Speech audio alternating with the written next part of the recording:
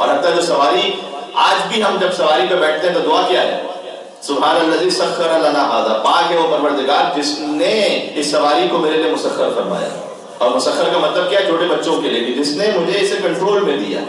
یعنی اللہ سبحانہ وتعالیٰ یہ ہمیں سمجھانا چاہ رہا ہے کہ جب بھی سواری پہ بیٹھو تو دیکھو یاد رکھو کہ تم یہ سمجھ لو کہ اسٹیئرنگ سے اور گیئر سے اور بریک سے اور ایکسیلیٹر سے تمہارے کنٹرول میں ہے.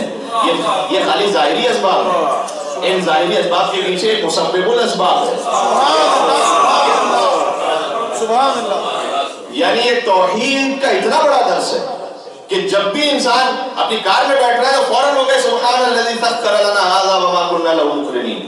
آگے یہ بھی کہہ دیا وما كنا له مقرنین، ہم اس قابل نہیں تھے کہ خود سے سواری کو اپنے کنٹرول میں لے سکتے. یعنی اپنی عاجزی کا اظہار کرو خدا کے سامنے.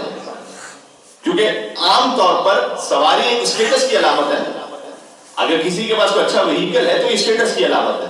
خود بخود اس سے غرور اور تکبر بھی پیدا ہو سکتا ہے. خود بخود یہ اس کے آفٹر افیکٹس ہوتے ہیں.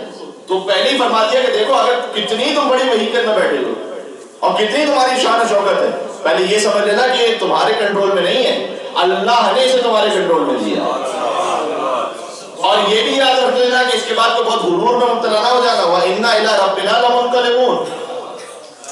آج میں اس وہیکل پہ بیٹھ کے ایک جگہ دوسری جگہ منتقل ہو رہا ہوں. وہیکل اسی لیے نا وَإِنَّا إِلَىٰ رَبِّنَا لَمُنْقَلِبُونَ. ایک دن آنا ہے مجھے یہاں سے اپنے رب کے پاس منقلب ہونا ہے، مجھے یہاں پلٹنا ہے واپس. یعنی توحید کا بھی درس اور قیامت کا بھی درس.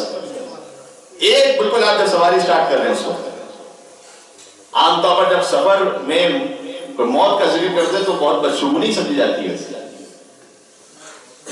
تو سفر پہ جا رہا ہو تو اگر ذرا سا بھی کوئی موت کا ذکر آئے کہتے ہیں کیسی بات کر رہے ہو کہ تم ٹریولنگ کر رہے ہیں.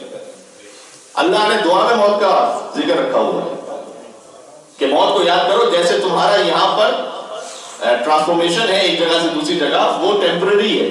ایک ہوگا پرماننٹ ٹرانسفر. تو جو پرماننٹ ٹرانسفر ہے اس کو تو اللہ کہہ رہا ہے ہم نے سواری کو بھی تمہارے لیے مسخر کیا، تمہارے لیے زینت بنایا ہے.